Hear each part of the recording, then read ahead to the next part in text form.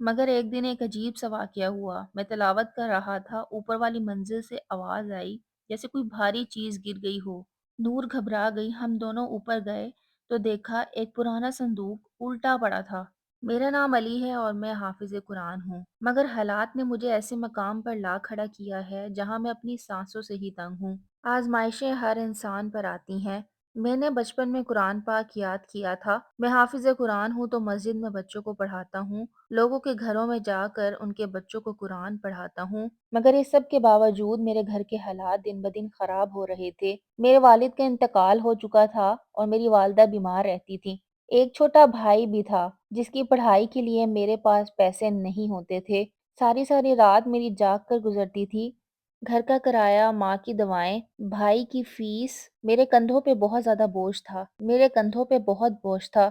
میں اپنے حالات کے لیے ہر وقت دعا کرتا تھا کہ میرے حالات ٹھیک ہو جائیں۔ پورا مہینہ کمانے کے بعد بھی آخر میں مجھے لوگوں سے قرض لینا پڑتا تھا۔ لوگ شروع میں تو قرض دیتے تھے، ہمدردی دکھاتے تھے، لیکن پھر ان کے چہروں پہ بیزاری آنا شروع ہو گئی۔ یہ سب کچھ دیکھ کر میرا دل ٹوٹ سا جاتا تھا۔ میں بہت زیادہ پریشان رہنے لگا تھا۔ ایک دن ماں کے ہاتھ میں نے ایک پرچی دیکھی۔ وہ آہستہ سے مجھے بولی کہ ڈاکٹر نے نئی دوائیاں لکھ دی ہیں۔ میں نے ماں کے ہاتھ سے پرچی لے لی اور ماں کو تسلی دی کہ میں دوائیاں لے آؤں گا۔ میرا دل اندر سے بند ہو رہا تھا کیونکہ میری جیب میں صرف چند 100 روپے ہی تھے۔ میں زندگی کی جنگ ہار چکا تھا۔ اگلے دن قرض لینے والا ہمارے گھر آیا۔ اس نے ماں سے سخت باتیں کی، ماں کی آنکھوں میں آنسو تھے۔ میرا دل ٹوٹ گیا اور اسی شام میں گھر سے نکلا۔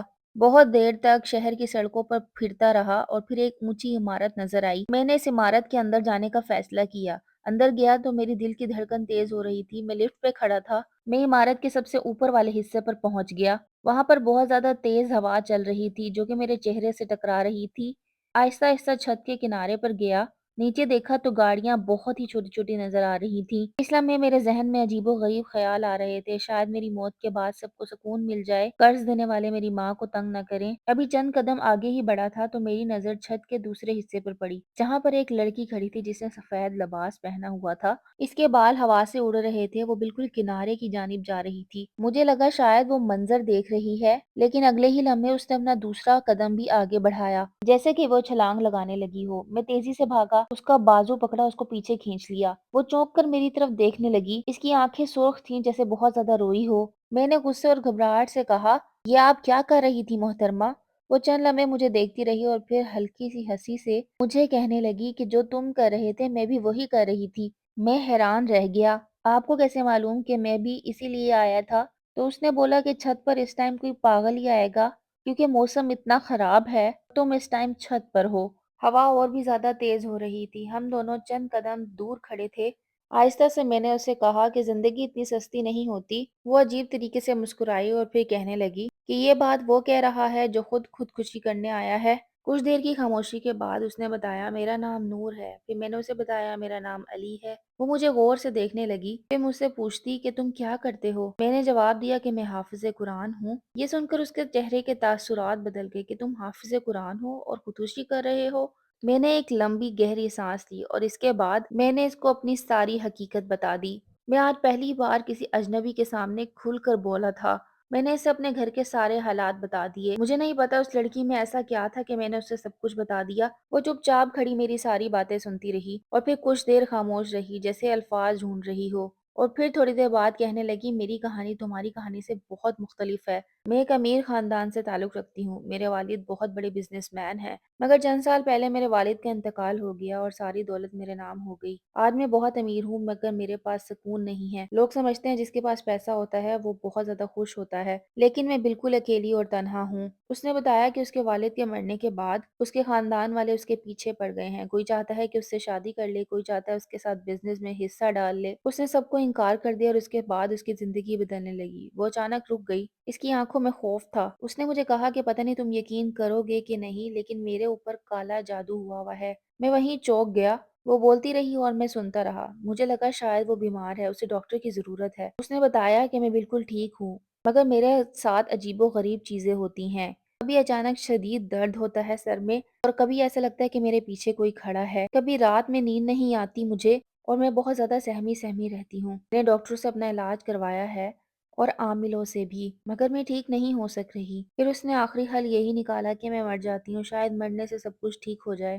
علی نے نور کو تسلی دی کہ تم بالکل بھی پریشان مت ہو، کیونکہ وہ حافظ قرآن تھا اور وہ ان چیزوں کو جانتا تھا۔ تو اس نے کہا کہ میں کل تمہارے گھر آؤں گا۔ اس نے کہا شاید اللہ تعالیٰ نے ہمیں اسی لیے ملوایا ہو کیونکہ ہمارے راستے بہت ہی مختلف ہیں اور ہم ایک راستے پر اکٹھے ہوئے ہیں، تو شاید اللہ تعالیٰ نے مجھے تمہارے لیے ہی بھیجا ہے۔ نور نے اسے اپنے گھر کا ایڈریس دیا اور وہ اگلے دن اس کے گھر آ گیا۔ اس نے جب اس کا گھر دیکھا تو واقعی وہ کسی محل سے کم نہیں تھا، اونچی اونچی دیواریں، خوبصورت باغ، وہ حیران رہ گیا۔ اس نے دل میں سوچا اتنے بڑے عالی شان محل میں رہنے والی عورت اتنی بے سکون کہ جان دینے جا رہی تھی۔ نور اس کو گیٹ پہ لینے آئی، جب وہ اندر آیا تو اسے کچھ عجیب سا محسوس ہوا کہ اس کے کاندھے پر بوجھ ہے۔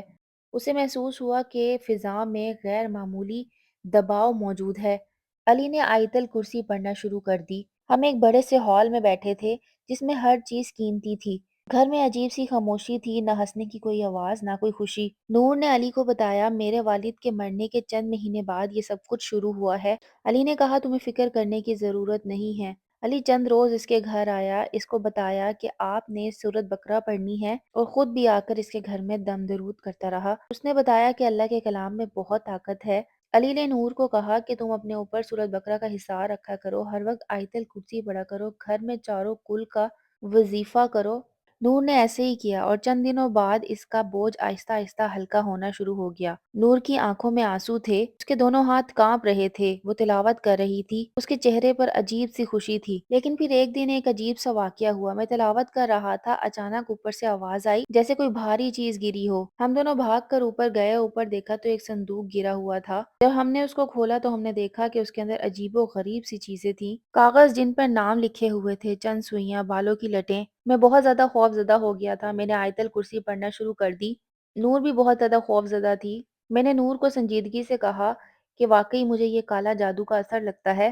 نور کی ہوائیاں اڑ گئی تھیں اس وقت۔ میں اسے تسلی دی کہ ڈرنے کی ضرورت نہیں ہے، اللہ کے کلام میں بہت زیادہ طاقت ہے، تم یہ تلاوت اور اپنے اوپر دم کرنا جاری رکھو، انشاءاللہ سب ٹھیک ہو جائے گا۔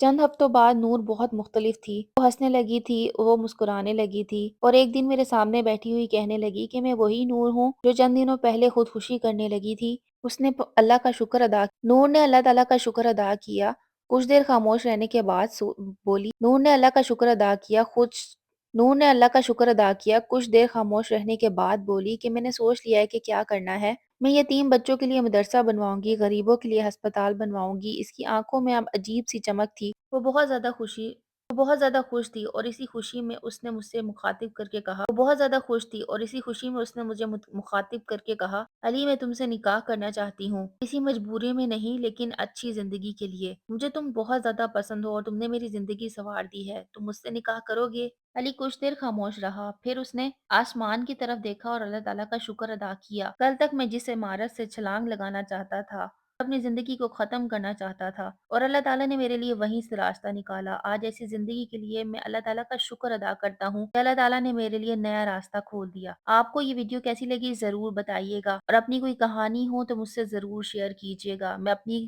ویڈیوز میں آپ کی کہانی ضرور شیئر کروں گی۔ کہیں آپ سے میرا چینل گم نہ ہو جائے تو اس کو لائک، شیئر اور چینل کو سبسکرائب کر لیں۔ ملوں گی نیکسٹ ویڈیو میں۔ اللہ حافظ۔